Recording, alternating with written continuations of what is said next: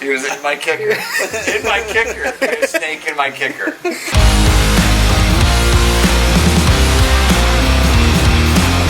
Oh, come on. That's a sad looking.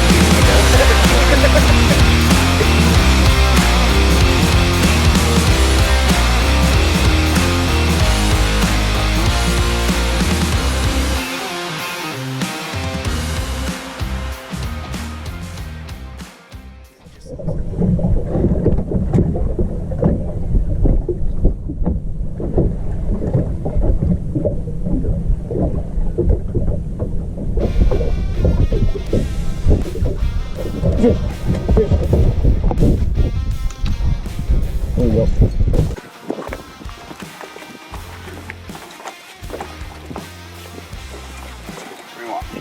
Straight.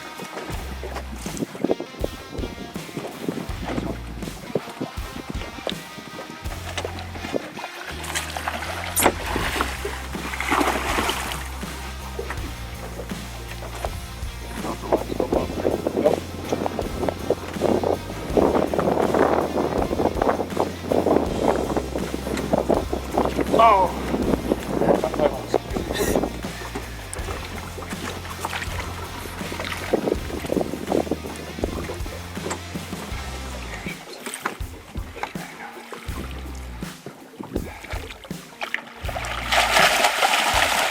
There we go. Woo! Oh. A little stressful there, Kevin? A little bit. Did you take one to the chops? No, I almost did though. Fish! Fish! She had one hook right in the back. She's on hook. You got all the tricks. My office. I hear quite a bit. What'd you say? That's probably a 43, right? Yeah. Super chunky. Thick one. Little fish, yeah. So did you see that one or just a blinder? Yeah, didn't see it at all. Yeah. I do love tubes. I love catching fish on tubes because when they bite this, you know, they bite this hollow core, you know, they're getting hooks without a doubt. So my own rig that I make here, the blade on the back. It's getting pretty beat up. Almost time to retire it. It's got two fish. It's got a 49 a couple days ago, so, and this one too. So nice chunky fish.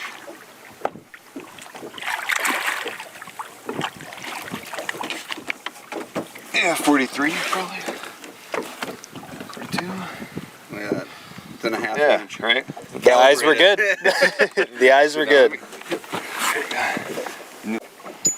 Tucker can make that look like a 47. Perfect.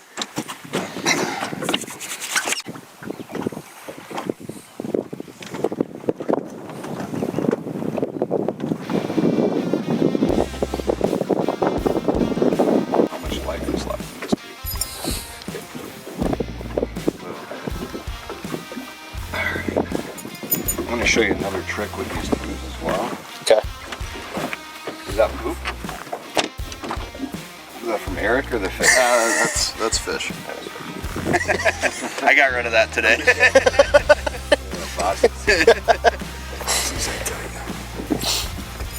So one thing I like to do is when these tubes start getting really super beat up, I like to try to increase the longevity of these tubes. So I'll put a zip tie through the hook hanger. Let's see if I can do it here. Just give me a second. Huh. Okay. So I've got a zip tie through the hook hanger. And back behind this hook hanger, if I can. If I can reach it. Try to get this thing to go another fish or two, just like that. So Voila. And pull out. There you go.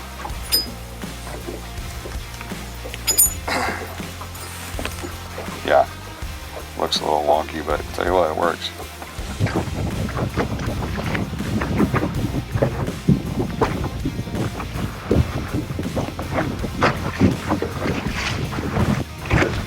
There you go.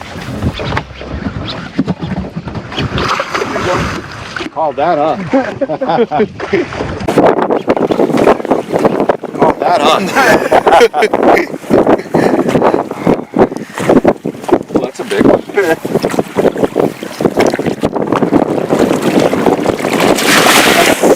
Nice. What is that? What is that? Stand right here. Okay. And then you bump it, and then I'll kind of hold it with you. Okay. Does that work? Yep. I'll take some pics as well for you. It's a nice heavy fish. Ooh, wow. 42 and a half, you know, cookie cut, right? Look how heavy that fish is. There we go. Yep, tail. Yep. Lock on. Love it. All a little high. That's a super fat fish. Yeah. Right? Kind of beat up on the side. I think that's still spawning. Spawning, yeah. It wasn't long ago that this fish was upriver spawning.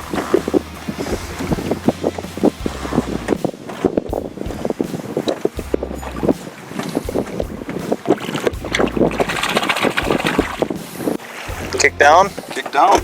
Hey buddy, nice work. Yeah. Thank you. Uh-huh. Let's do it again. First tube fish. First tube fish. Yeah. Nice. Hey guys, we're up here on the cast chain fishing with Kevin Cochran. Just getting out for the evening bite. Kind of had a weather change, so went in for the midday. Took a little rest, hydrated up. We had a great morning. Caught 2 fish. Nice 42 inchers. Nice solid fish for this chain of lakes. Hand it over to Kevin. He can kind of break down a little bit of what we're doing, kind of the technical side of things.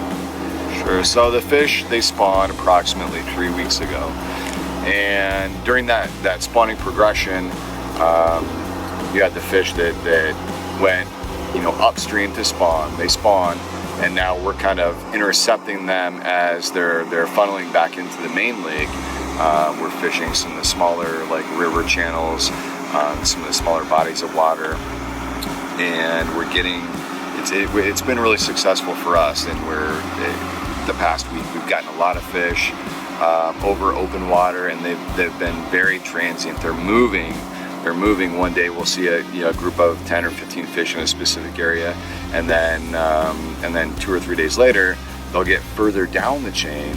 And so when you're fishing early season, I think it's really important to establish a baseline of where the fish are at. So you have to understand that their spawning grounds, and then you have to say, okay, well, where do you think their home base is, more or less? And there is a seasonal progression after the spawn. So we're looking at immediate deep water basins adjacent to spawning grounds right now as the fish are funneling back into the main lake. So we're casting tubes, plastics, bulldogs. Eric was throwing a grenade, but the 2 fish that bit today were on tubes. So we're throwing tubes over, and we're just focusing on perch schools. So that the open water that we're fishing is not necessarily what PU would consider like open water in that 30 to 50 foot range. We're fishing a lot of like that secondary break line, almost open water, and the river channels, and those areas don't get deeper than usually like 25 or 30 feet. So yeah, very, very rarely today was the graph over 25 feet that I saw this morning. Yeah. And one nice thing about that is you don't have to worry about a thermocline. And then there's always constant flow too from the river. So it's you don't have to worry about hot water temps as well, and picking fish off from deeper water too with dissolved oxygen levels that are different. So I think that's really key into what we're doing today. And then yeah, I mean we've been pretty successful in getting some bites today, and yeah, so we're gonna get a couple more fish tonight right at sunset and probably get off before the bugs get too bad, because you can see it's like flat comb right now and it's super hot. I think Not super ideal conditions. it's definitely not ideal conditions, but when you're focusing on like deeper water structures like we are, there's definitely a chance for at least 1 or 2 more bites. Absolutely. Yeah. I don't like snakes either.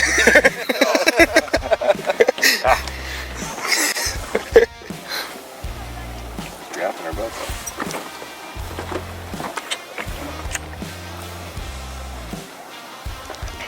Don't want to grab him, Kevin? Not really. You want to grab him? Nope. He's gonna climb in. You know he is. And he's in the boat. He's in the boat. Oh.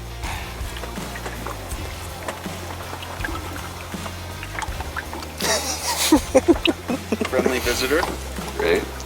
Just looking to hitch a ride. I don't know where that snake went.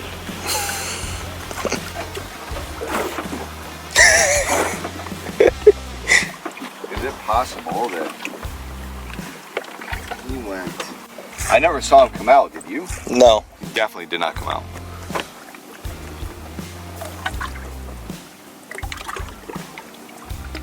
Ah.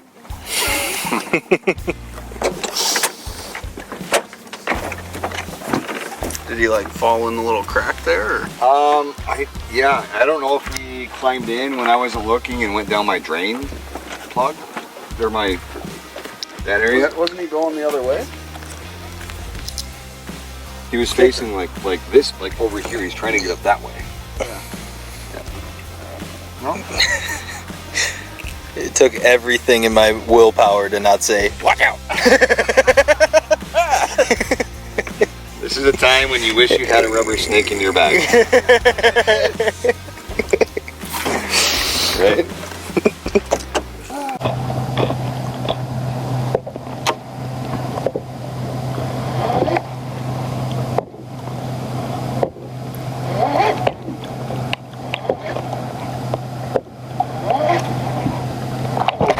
Oh, come on. I literally got Come on, Glib. That's a sad looking tube, That's Kevin. a bad looking tube. Came unglued. Yeah. Poor baby.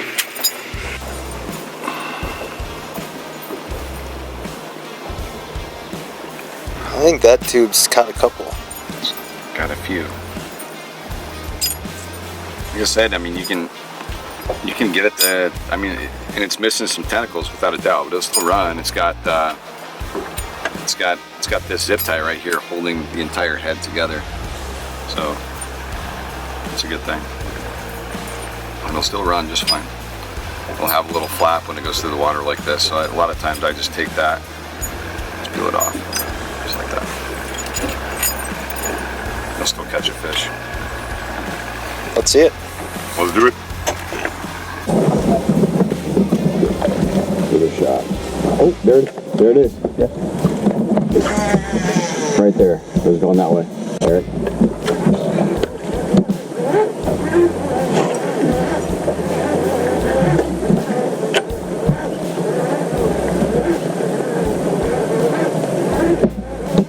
Oh, there it is. Here we go. Oh yeah, nice fish, buddy. Hurry, go fast. Oh. Coming right at me.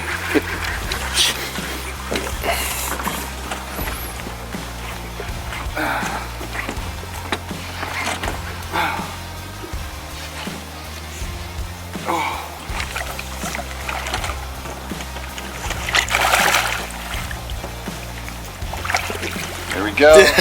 Saw it porpoise? Porpoising musky. It's a rarity. Takes me back to the glory days in 2005. Just casting porpoising fish. Awesome. Good net job, buddy.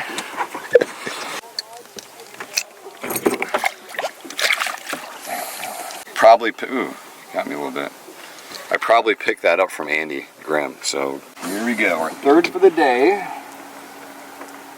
beautiful, beautiful fish.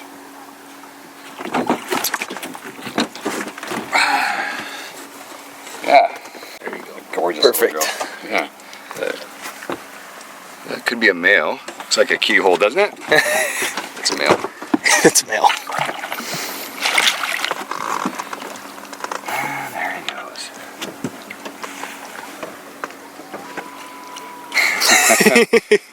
Right there. Got me a little bit. But that's our third one of the day. About the same size as the other two. Just here casting open water, and it was crazy. I saw that fish porpoise. I'm like, porpoising fish, it's going that way. Unfortunately, it didn't hit power on my GoPro setup, but I cast it about 10 feet in front of it, and what, maybe a third of the way through the retrieve, it smoked the bait. It's pretty sweet. Very cool. That one's got good mojo. This one's got That tube does have good mojo. It does. Keep running it. You know? It's got issues, but Don't we all? don't we all? He was in your kicker. Dude. Where is he? He was in my kicker. In my kicker. Got a snake in my kicker. What? Got a snake in my kicker. Oh my god. He made it all the way back. Dude, 30 minute. this is the What? craziest thing. This is so 3 crazy. hours of fishing. So crazy. 30-minute truck drive. Yeah. Yeah. Yeah. And we got a snake in my kicker.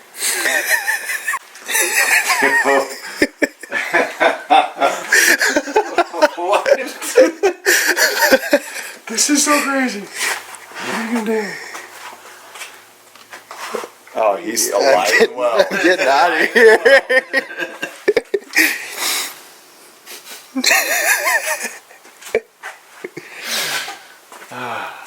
In my kicker motor. I'm in the corner.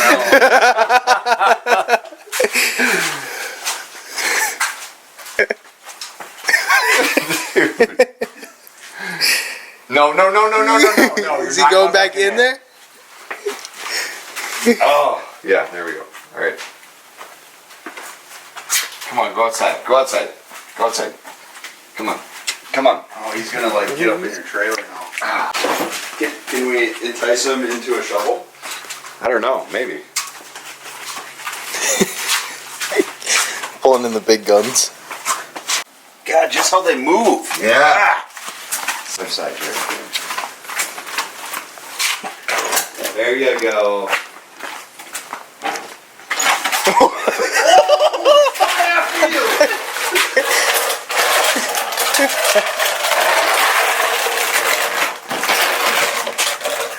Oh, throw him over there. No. There. Yes. He's outside. Success. He's outside. Boy, wasn't that the craziest thing? Wasn't that? That was crazy. That was freaking crazy. Oh, man. Alright, just getting back. Good day on the water today. Weather slicked out on us. Still managed to get another fish in the boat. Bugs got pretty crazy tonight. This is one of the first bug hatches of the year. You can see them on the graph, all that stuff. It's pretty epic. We ended up with 3 fish today, all nice, solid, healthy 42-inch class fish. Just running a cool kind of program, open water kind of structure area fishing. Yeah, I mean, transition areas, hard to soft bottoms. We were fishing adjacent deep water basins, adjacent to humps. When I say deep water, I'd say like 23 to 30 feet. And then also in those areas, there's a lot of perch, not tullibees. It's a little shallow for tullibees. A ton of perch. So we were essentially just fishing perch schools, like 3 to 5 inch perch, and just running tubes and ripping tubes through perch schools. And they were all in transition from the spawn. They're in like a wide river, widened out river areas of a main lake basin. So we had a good time. Yeah, a lot of fun. Caught some fish and had a good time. And even brought home a snake. Yeah. The snake was in my kicker motor. As crazy as that sounds. Yep. So. And Kevin, thank you very much for taking us out. How can people get a hold of you? KevinCochranGuide.com. This is an old backdrop, but we have some Website's still the yeah, same. website is still the same. My phone number is 507-456-9023. You can send me a text. That might be the easiest way to reserve a date. So, thanks guys.